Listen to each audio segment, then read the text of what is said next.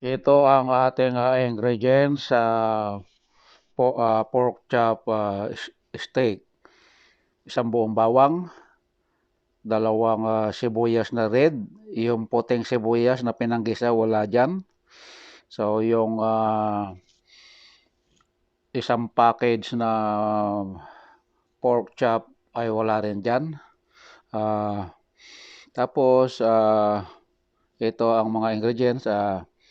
Mayroon tayong ground black pepper, dark soya sauce, at saka yung seasoning liquid, wala rin dyan. Naipakita ko na kanina. Tamarind powder. Mm, yung vinegar na 1/5 na cup. Cornstarch. So, pinigaan din natin ng lemon. Yung ito, isang cup na water. So, ayan po ang incomplete pero yummy naman.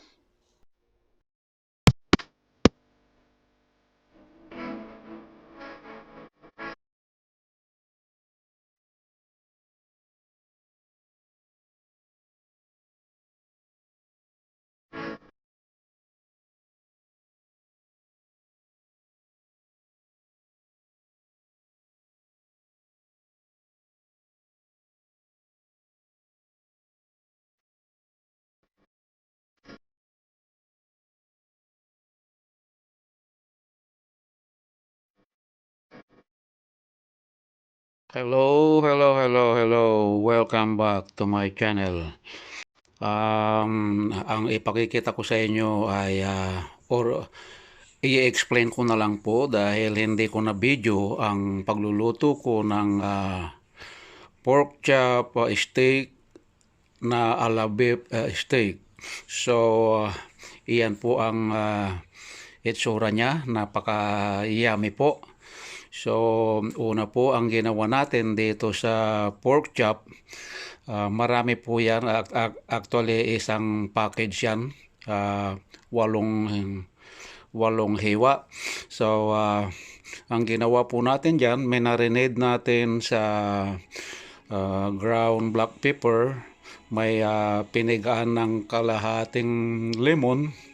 Saka nilagyan natin ng ito yung liquid seasoning. Yan. Saka pinatakan ng konting dark sauce. Yan ang pinang-marinade. And then ground black pepper. Yan ang mga pinang-marinade. Ngayon, minarinade po yan kasi kailangan maluto na.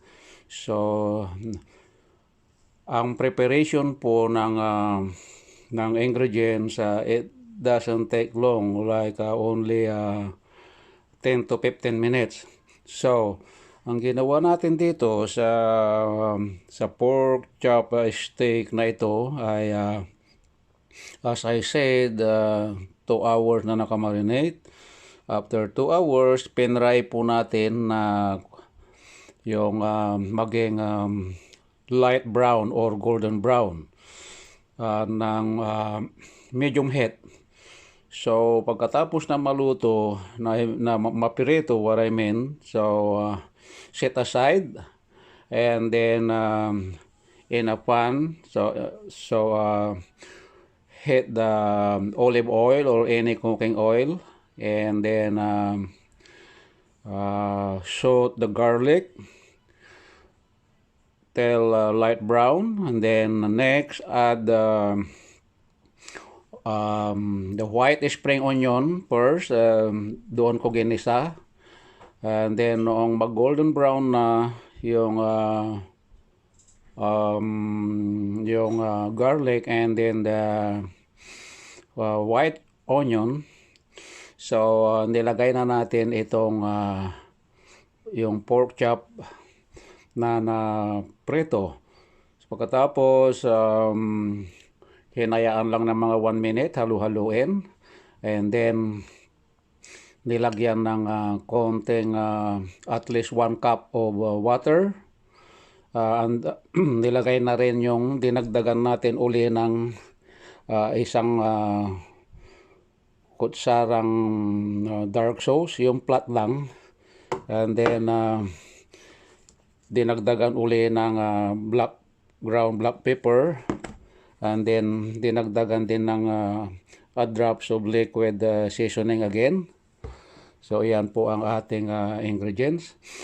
So, ito nga pala, isang buong bawang ang ginamit natin.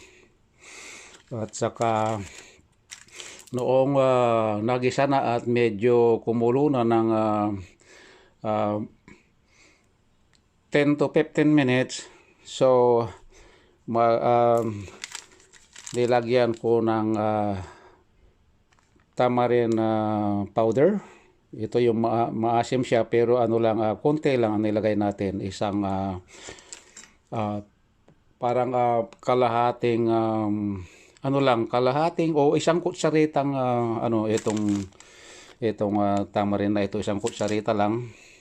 And then binakapan po natin ng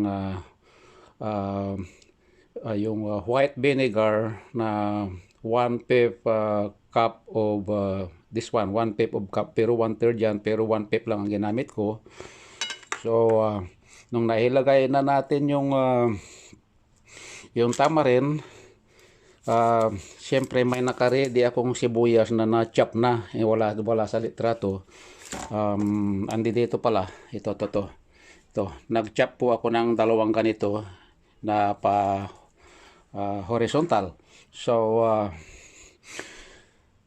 noong pagkalagay ko ng itong dalawang chop na ito, and then mayroon akong naggumamit ako ng cornstarch, isang kutsara lang. Tapos hinalo sa tubig na malamig.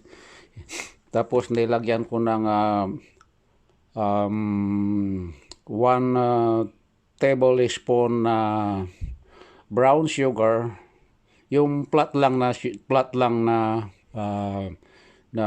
tablespoon. Hindi na ako gumamit ng mga seasoning na mga powder or what any seasoning, din ako gumamit. So pagkalagay natin ng nitong cornstarch, so niluto ko ng ano lang yan, 3 to 4 minutes low, para maluto lang yung gravy. Kasi may sabaw-sabaw siya para maging gravy. And then after 3 minutes, so ayun na, ready na. So kakain na lang. Kaya panoorin na lang yung video na susunod dito, na yung talagang luto na. Sarap. Ito ang aking lutong pork chop steak na ala beef steak ang itsura or lasa. Yan. So abangan yung total full video na naluto na.